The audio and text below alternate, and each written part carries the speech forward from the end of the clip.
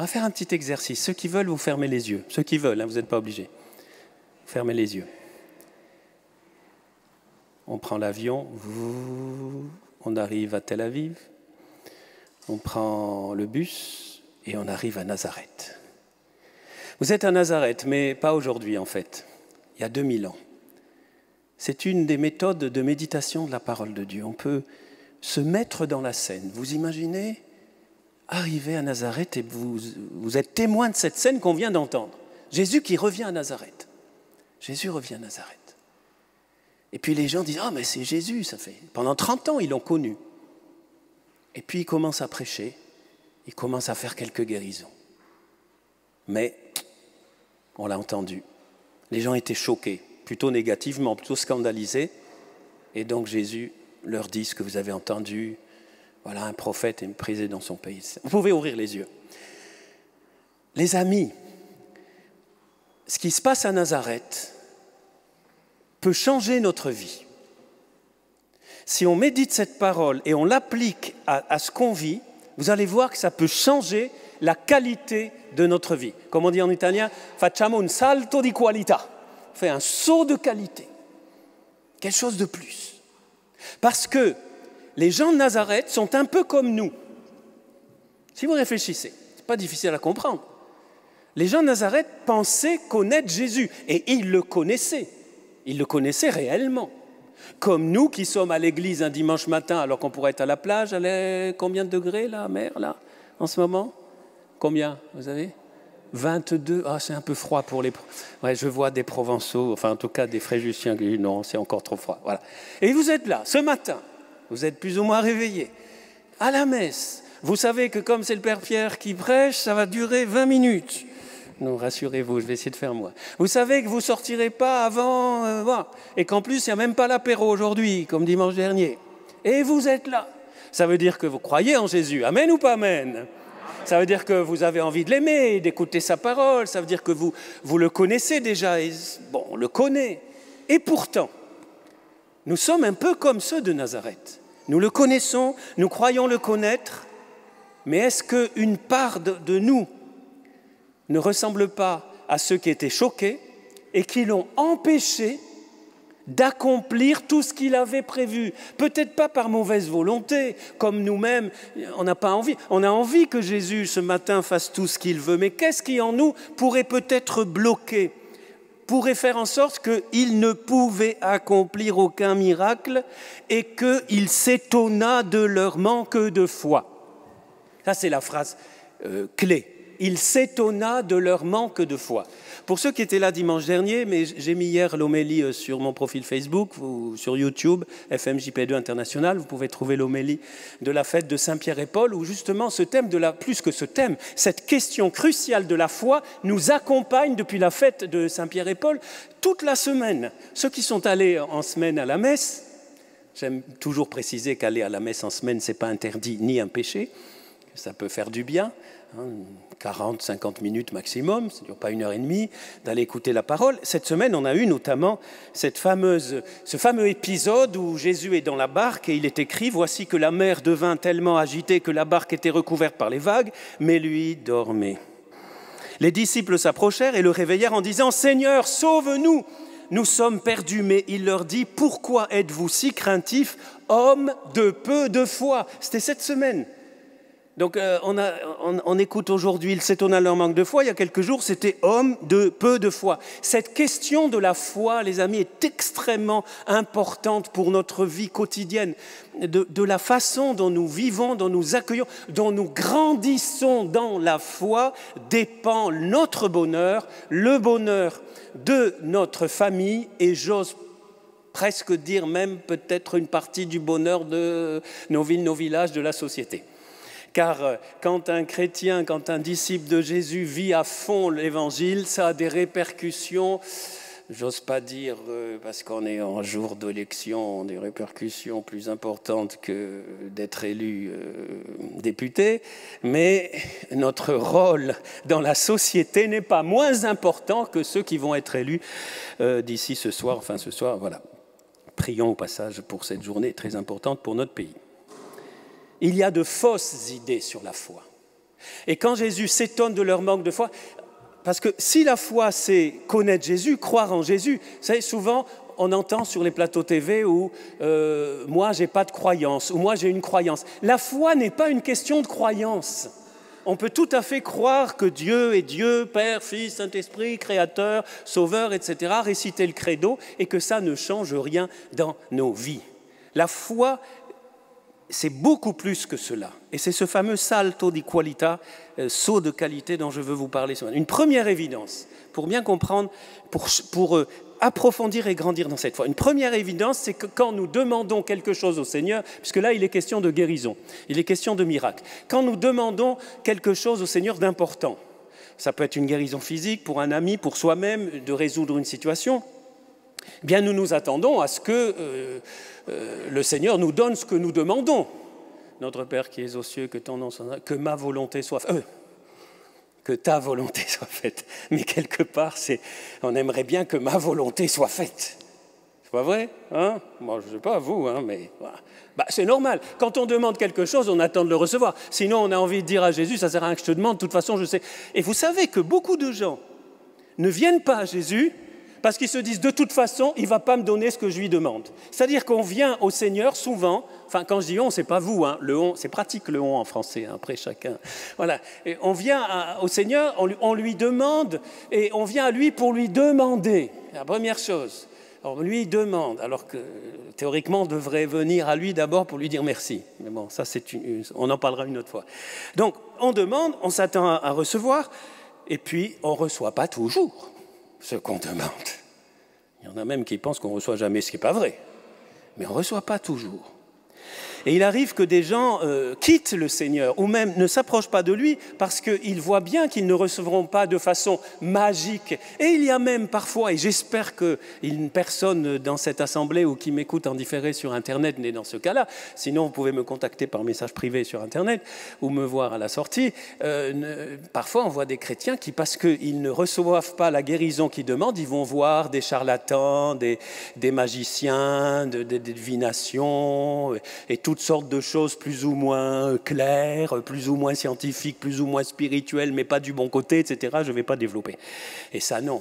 Ça, c'est déjà une attitude dont je vous ai déjà parlé, qui est une attitude païenne où on attend de Dieu qu'il soit un distributeur de grâce, qu'il soit finalement un magicien. Eh bien, j'ai une bonne nouvelle pour vous et vous le savez, Dieu n'est pas un magicien. Amen ou pas amen? Vous êtes là, vous me suivez? Dieu n'est pas un magicien. Dieu est le sauveur. Dieu n'est même pas un guérisseur. Et même quand nos amis des États-Unis ou anglophones parlent de Jésus comme the healer, il ne faudrait pas traduire guérisseur. Chez nous, guérisseur, ça fait, on va chez celui, le rebouteux, là, le guérisseur. Non, the healer, c'est vraiment celui qui vient nous sauver, qui vient nous guérir, qui vient sauver tous les hommes, toutes les femmes, et tout dans l'homme et tout dans la femme.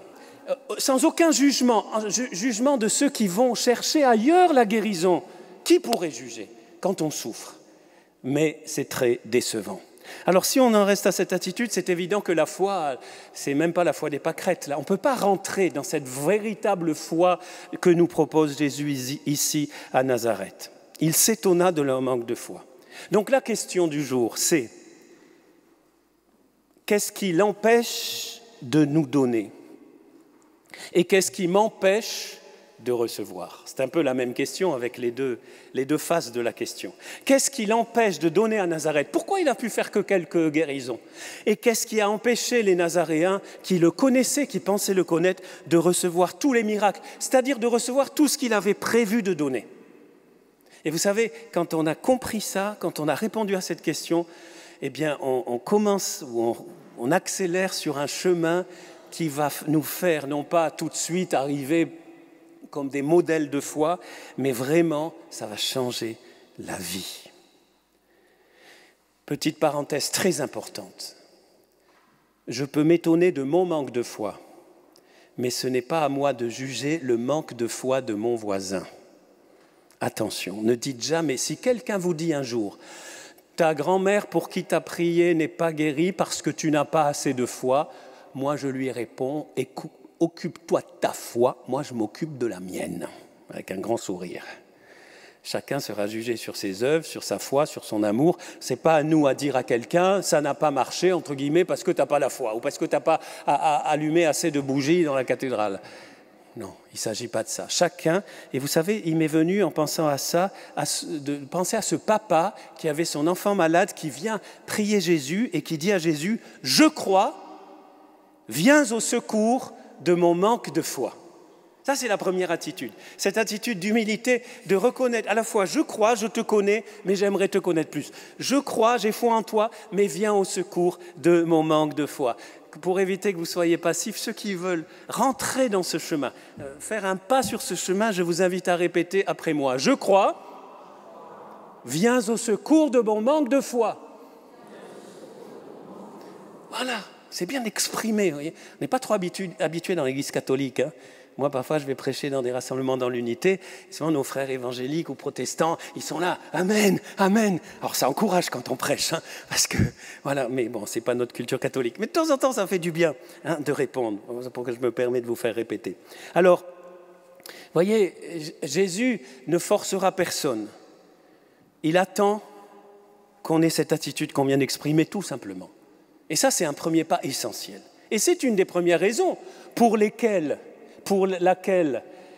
on risque de ne pas tout recevoir ce qu'on devrait recevoir. Parce qu'on pense connaître tout de Jésus. On pense tellement le connaître qu'on n'a besoin de rien. Non, je crois, oui, je crois, je te connais, mais viens au secours de mon manque de foi. J'ai besoin de toi.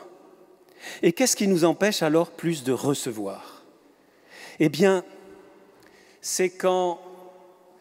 Il y a beaucoup de raisons, on ne va pas faire ici, ce n'est pas vraiment un enseignement sur la foi, mais 2-3 petites choses qui peuvent nous aider à avancer. C'est comme les apôtres dans la barque. C'était cette semaine, hein, je vous rappelle à la messe. Les apôtres dans la barque, Jésus est là. Ils ont Jésus avec eux. Ils sont en train de couler, mais ils ont Jésus avec eux. Seulement, le fait de couler prend le dessus sur Jésus. Ils oublient plus ou moins que Jésus est là. En tout cas, comme il dort, c'est comme s'il n'était pas là. Et ça arrive souvent dans nos vies. Ça vous est certainement arrivé, que vous avez l'impression que Jésus dort, qu'il n'est pas là, et vous êtes là à demander, et vous vous fatiguez. Eh bien, il ne faut pas se fatiguer, en tout cas, il faut faire comme les apôtres. Seigneur, sauve-nous, il faut réveiller Jésus. En fait, il ne dort pas, c'est nous qui dormons. Moi, j'entends Jésus me dire, ne me réveille pas, c'est toi qui dois te réveiller. L'Esprit Saint qui nous réveille. Donc, Jésus est toujours là. Ne restons pas focalisés sur le mal, mais focalisons notre foi, justement, notre certitude, quoi qu'il arrive, quelles que soient les circonstances. On en a parlé dimanche dernier, je ne vais pas réinsister, mais quelles que soient les circonstances, je sais que tu es là. Tu dors, je te sens pas. Tu es là, tu es avec moi dans ma barque et tu feras tout ce que tu peux et tu feras le maximum. Et si même parfois le mal semble l'emporter, on le voit dans le monde, hein, à l'échelle du monde, on le voit parfois dans nos vies, nous savons que c'est que provisoire et nous continuons à croire et nous insistons. Je crois que c'est une maman un jour, je n'ai pas retrouvé le texte, mais qui a apporté son enfant très malade à Lourdes et qui n'a pas lâché, mais je ne sais pas combien de temps elle est arrivée. Mais ce n'était pas le fait de Lourdes, c'était surtout sa foi. Et cette femme, comme la Libanaise de la syrophénicienne de l'Évangile, elle est là et elle tient, et tac. Et tant qu'elle n'a pas, non pas tant qu'elle n'a pas reçu exactement ce qu'elle voulait, mais elle ne se résout pas, elle n'abandonne pas, elle ne fait pas cette petite prière, ouais, je vais prier pour toi, une petite prière, puis après, je continue ma vie. Et la vie avec Jésus, ça prend 1, 2, 3% de ma vie, puis après, il y a 90%, 95%, c'est l'esprit du monde, je vis comme quelqu'un qui ne connaît pas Jésus. Non, la foi doit, et c'est le dernier point que j'aimerais vous dire, cette foi sans limite, c'est une foi, et le dire de façon positive, parce que pour l'instant j'étais un peu négatif, mais de façon positive, c'est « Seigneur, je suis sûr que tu veux manifester ton amour et que tu le manifesteras de toutes les façons que tu as prévues et que ces signes, ces prodiges, peut-être la guérison que je te demande, c'est un signe de ton amour. Ce n'est pas un truc de magie, encore une fois. C'est-à-dire que en te demandant cela, je te demande de manifester ton amour. Et si tu le manifestes d'une autre façon, j'accueille. Mais voilà, j'aimerais bien que ce soit comme je te demande. Mais tu sais mieux que moi, tout ce que tu veux, comme tu veux, quand tu veux, autant que tu veux. Autant que tu veux, et comme tu veux, et quand tu veux. Et alors, là, ça y est. Après ce pas d'humilité, je crois, viens au secours de ma foi, c'est tout ce que tu veux, Seigneur, je suis sûr que tu vas manifester ton amour. Et quand nous considérons les signes, les prodiges, Dans une semaine, je vous proposerai de commencer une neuvaine à Saint-Charbel, par la prière de Saint-Charbel qu'on fêtera le 23 juillet et dont on a intronisé l'image dans la cathédrale, parce que c'est un des amis de Dieu qui nous aide à rentrer dans cette dimension de l'extraordinaire dans notre vie. Et c'est un disciple de Jésus, du Liban, qui comme beaucoup d'autres, qui nous aide. C'est ça les saints, c'est des grands frères et sœurs qui nous aident. C'est pas eux qui guérissent. Eh bien, vous voyez, quand on va demander vraiment, Seigneur, allez, on te demande ce miracle, on te demande ce signe, pardon. Si nous considérons ces signes non pas simplement comme des exaucements, que ma volonté soit faite, mais comme des signes de l'amour de Dieu, alors nous sommes fixés sur l'amour de Dieu et pas sur le signe. Le signe renvoie au signifié, qui est Jésus, qui est Dieu, qui est son amour, et nous ne restons pas sur le signe. Mais le signe est important, car le signe signifie, on est en train de faire de la philosophie là, car le signe renvoie et nous aide à mieux aimer et à mieux faire aimer celui qui est amour et qui a donné sa vie pour nous. Et le signe par excellence, Jésus nous en parle souvent dans l'Évangile, c'est la croix. Il a déjà prouvé. Là, j'aimerais vous dire une chose très importante, les amis. Quand vous demandez des miracles, quand vous demandez quelque chose au Seigneur, en fait, on ne demande pas à Jésus de prouver qu'il est Jésus. On ne demande pas à Jésus de prouver qu'il nous aime. On ne demande pas à Jésus de prouver qu'il est le Fils de Dieu. Il a déjà prouvé. Ces signes, ces miracles ne sont pas pour faire du spectacle, c'est pour manifester encore une fois et pour parfois bousculer aussi ceux qui ne croient pas et nous faire grandir dans la foi. Il ne fit que quelques petites guérisons. Vous savez, Jésus, c'est très beau, ça fait un peu rigoler quelque part, rire plutôt, de lire. Il fait quelques petites guérisons. Moi, quand j'entends ça, je dis, Jésus, tu peux faire quelques petites guérisons ce matin dans la cathédrale, quelques petites guérisons, ça serait déjà pas mal. Mais lui, il veut beaucoup plus. Et alors, et c'est mon rêve et je finis, quand nous laissons agir ainsi le Seigneur, eh bien nous sommes témoins de choses extraordinaires, parfois très simples, ce n'est pas que des guérisons par exemple de cancer, de maladies incurables ou quoi, aussi, mais parfois des choses plus intérieures, des guérisons intérieures, de choses qu'on traîne, des boulets, des libérations de liens qu'on traîne depuis, des réconciliations dans les familles, des effusions du Saint-Esprit, c'est-à-dire des gens, et il y en a de plus en plus, qui découvrent Jésus alors que personne ne leur a parlé de Jésus, tac, par notre prière ici. Peut-être quelqu'un dans son appartement en ce moment à Fréjus, à Saint-Raphaël ou ailleurs, est en train d'être visité par le Seigneur parce qu'ici, nous sommes tous ensemble à croire que Jésus est venu pour tous et qu'il vient pour que tous aient la vie. Amen ou pas amen? Et comme ça, les annonces paroissiales seront transformées aussi. À la fin, on annoncera « Monsieur X a été libéré de son addiction à l'alcool. Madame Y a été guérie d'un cancer du pancréas qui est inguérissable, mais il a disparu. » Voilà, il a disparu. Monsieur machin, waouh! Et nous pourrons témoigner.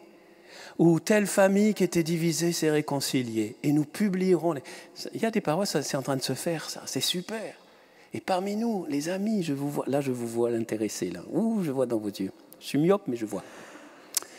Je vois que là, parce que ça touche, il veut toucher notre vie. Ce n'est pas un Dieu dans ses nuages. Il vient nous rejoindre. Et s'il ne nous donne pas la guérison, il nous donne la force, il nous donne la paix. Et le jour où on partira, waouh, moi j'aimerais mourir avec le sourire. Je ne sais pas si j'y arriverai. Bon, ça dépend dans quel état je serai. Mais waouh, voilà, waouh! Parce que ça va être super. Mais le ciel, on en reparlera une autre fois. Mais voilà. Je crois, viens au secours de mon manque de foi. 1. Seigneur, tout ce que tu veux, comme tu veux, autant que tu veux. 2. Je ne veux pas simplement des signes pour du spectacle ou pour mon bien-être même, parce que de toute façon, même si je suis guéri, un jour mon corps mourra, mais je veux surtout vivre avec toi. Comment le laisser agir? Et je finis avec ça, non seulement en croyant que Jésus est le Fils de Dieu, le Sauveur, mais en l'accueillant sans aucune réserve, sans si, sans mais, sans magari, comme on dit en italien, en tissant avec lui une relation permanente grâce au Saint-Esprit, à la parole de Dieu. On a mis là la parole de Dieu comme ça, on se rappelle qu'elle est fondamentale, cette parole de Dieu grâce au sacrement. Et petit à petit, cette posture intérieure, cette attitude intérieure où je vis ma vie avec lui tous les jours et où je peux être témoin de ces manifestations d'amour à n'importe quand, et pas qu'à l'église, heureusement. À tout moment, le Seigneur peut agir et veut agir, il nous aime. Amen. qui croit que Jésus nous aime? Levez la main, je veux faire un petit sondage. Jésus, tu peux sortir ton portable, s'il te plaît? Voilà, tac, il a fait le selfie, ça y est. Vous êtes enregistré dans son téléphone divin, là. Il a une mémoire, c'est plus qu'un téra ou 2 téra, c'est illimité. Parce que nos noms sont inscrits, c'est pour ça que moi j'ai fait un tatouage avec le nom de Jésus, parce que nos noms sont inscrits dans les paumes de Dieu. Quand Jésus regarde ses mains, enfin Dieu, c'est dans l'Ancien Testament, il voit nos noms, il nous aime. J'aimerais finir par une prière. Je suis à 20 minutes, j'ai un peu dépassé. J'aimerais finir par une prière. Une prière importante. On en reparlera une autre fois parce qu'il y a trop de choses. Quand on parle de la foi, c'est essentiel. Mais une prière qui est essentielle parce que c'est ce qui nous manque souvent, peut-être pas à vous, en tout cas moi ça me manque. J'ai encore du chemin à faire. C'est qu'il y a une condition pour tout ça, c'est la patience.